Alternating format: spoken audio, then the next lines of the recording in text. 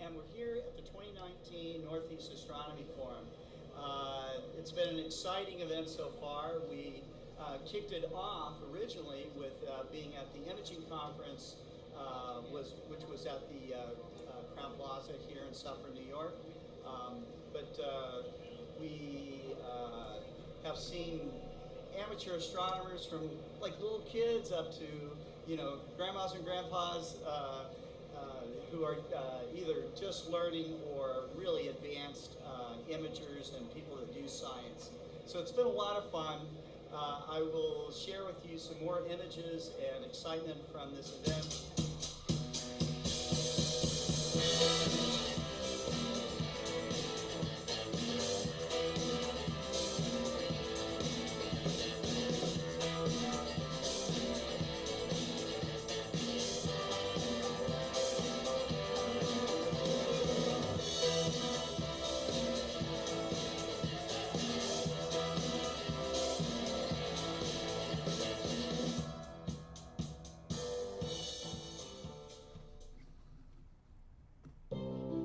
Hi, I'm Nikki Cox, a spacecraft operations engineer. I've been lucky enough to work for U.S. Space Command, in the commercial space industry as well, and now I'm at NASA's Jet Propulsion Laboratory working on the Mars 2020 Perseverance rover. Don't forget to visit NEAF, the virtual experience, April 10th, 2021. It's the world's largest space and astronomy expo. Go to neafexpo.com. I hope you have a great time.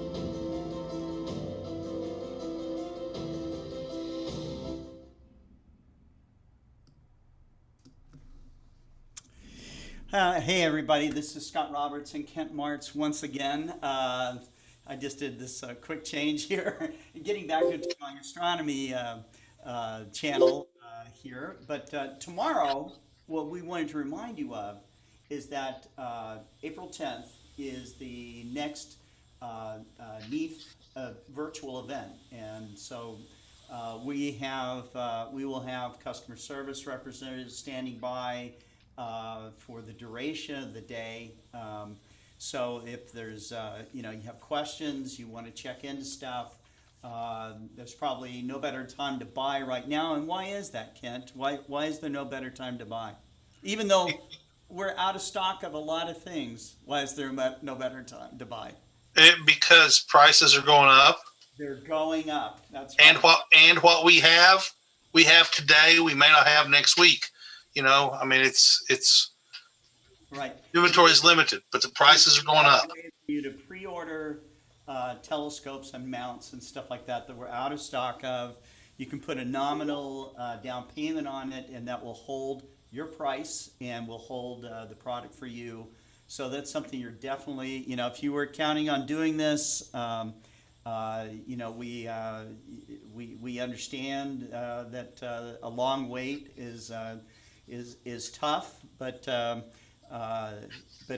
last year was just a totally different year than any year that we've ever had. We sold so much product in such a little space of time, and it caused us to run out of inventory. So we will have more products like like the ED102 that I'm showing you right here. This is the FCD 100 model. We have, we'll have everything back in stock.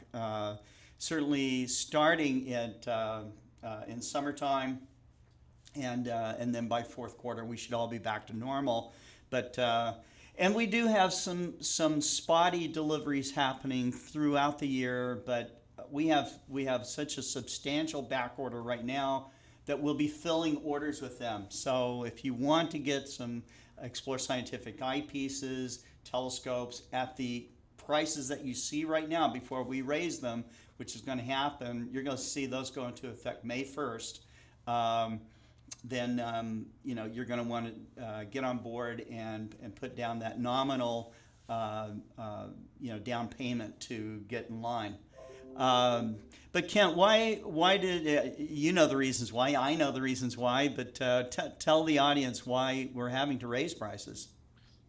Shipping container prices have doubled or more. So you see trucks go along with a 40-foot container on a axle bed. The price for those, we can't get any more in them than what we already get, but the price has gone up by double or more. Those are also rented, and the price to rent those have gotten, the price just to transport those has doubled. The price to rent those containers has tripled in many cases. Right. And there's not as many boats plying the Pacific. And so there's a backlog of shipping, and there's a scarcity of containers, and it costs so much to get them here. So, and material costs, labor costs, all those things that are going up as well. That's right. Just the shipping cost is just part of that story. As Kent just mentioned, the cost of material. So I'm getting a bunch of messages here. The cost of materials and labor has gone up as well. So that is something that we are having to deal with. Unfortunately, this is raising the prices on all kinds of stuff that is coming out of China. So, like we've said, we sold 18 months of inventory in under 4 months, and it's difficult to recover from that. So anyway, NEAF's tomorrow. It starts at 10 a.m. Eastern time and runs from 10 to 8 p.m. I was looking for a schedule and couldn't find one here. But there's a way to go to rocklandastronomy.com and go to the NEAF page, and you can register and participate in NEAF that way. rocklandastronomyclub.com and NEAFexpo.com. And NEAF, I went to Rockland, but yeah, NEAFexpo.com will probably do it as well. That takes you right there. So yeah. But we will have customer service reps if you have any questions. Of course, up until the end of this month, April 30th, you can still get Explore Scientific product at the old price, and that's where we're at right now. But I wish that we were at NEAF. You saw some of the excitement and stuff from our 2019 video that we did. It's a fabulous event. Normally, 3,000 people or more show up for the event at the Rockland Community College auditorium, and they always have great speakers. But tomorrow, what they'll do, starting at 9 o'clock in the morning, they're going to have a virtual stream that will be on YouTube, and there'll be links to it, I suppose, from their website. And but you can also go to their YouTube channel. I'll be with you from time to time tomorrow, checking in to see if you guys have any questions you want to ask me live. I can do that, and we will be there, to answer all your questions and hopefully get you into a great deal of Explore Scientific. I think there was a question at the very beginning. Let me go back and look. Kent, I have a question on which solar filter to get. I've had the Thousand Oaks Eclipse filter, and I get no real solar image in my viewfinder. Which is the one to get for observing sunspots and prominence activity? That Okay. would be H alpha type of system. There's two different questions here.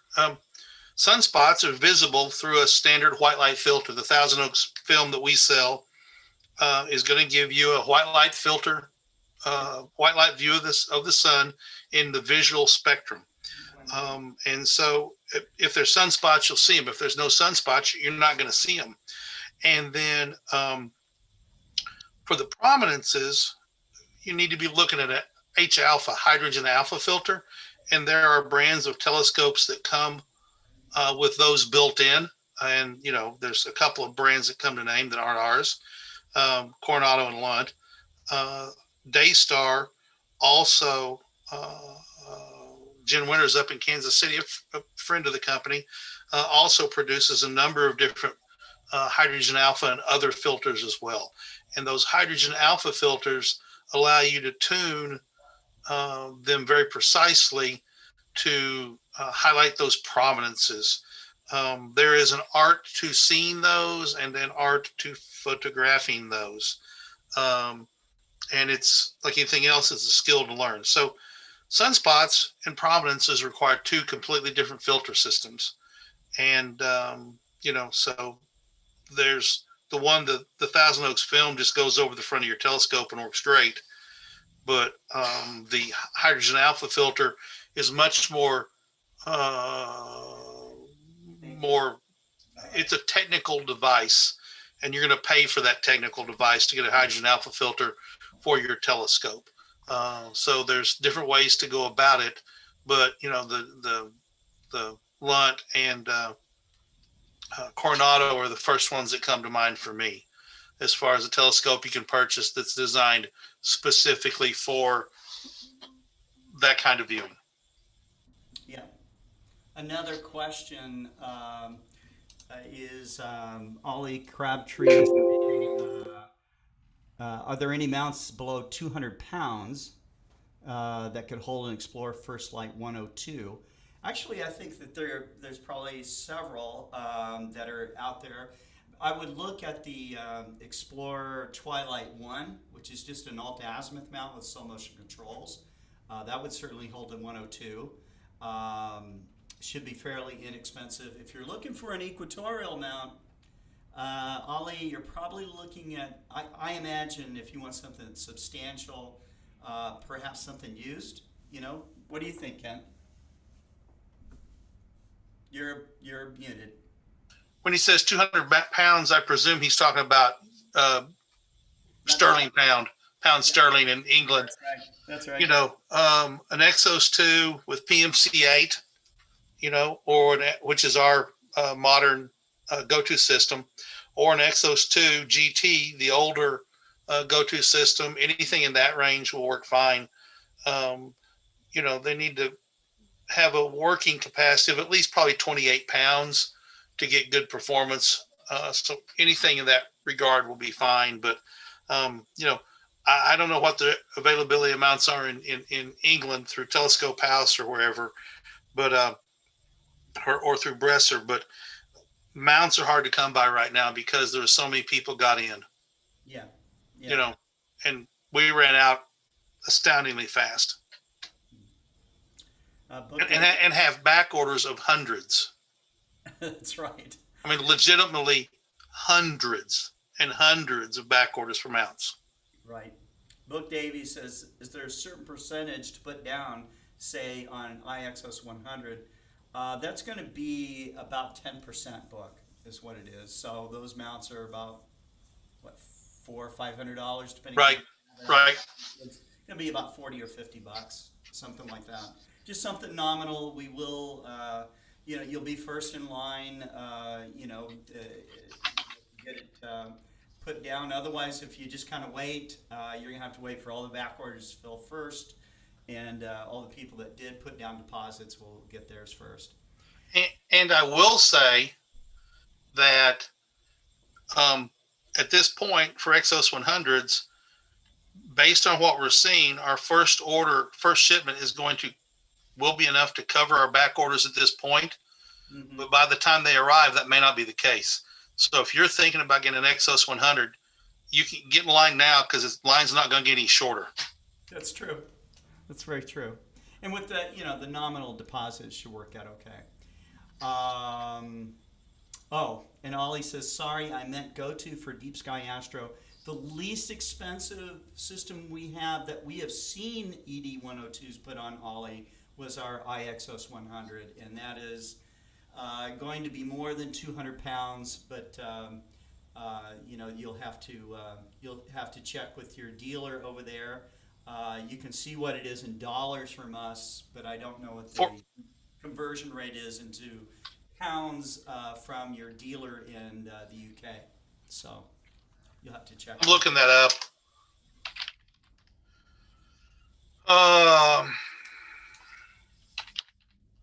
Right now it'd be 312. Call it 315. 315 pounds. So sterling. So, over the budget. But when it comes to stuff like this, trying to cheap it out is not the way to go, because you're going to buy something that does not serve the purpose. It'll be rickety. It'll be jiggly. There's all sorts of things that come into it. And, it's like owning a race car and then putting. Yeah, you bought an ED telescope. You want to have a nice mount to put it on. My ED102, this one right here that I have, rests on a Lost Mandy G11. So I'm way overkill. It doesn't need to be that robust of a mount, but I just like that. So I also like the ability of being able to put a much bigger telescope on my mount if I want to. But this astrographic package right here that I built, is just the Rock of Gibraltar on that big G11 mount.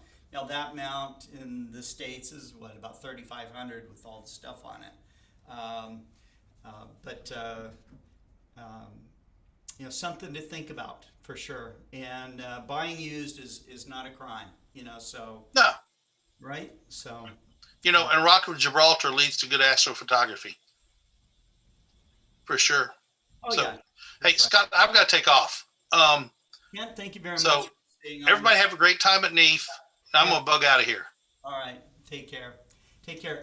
So last message that I'll pass on to you. I got a phone call while Kent was talking to you from Ed Seaman, who's one of the organizers, the top organizers of the Northeast Astronomy Forum, and he wanted me to announce to you that on April 8th and 9th of 2022, they will have a live NEAF at Rockland Community College, and he says it's going to be the best yet. So, mark your calendars for next year, April 8th and 9th, and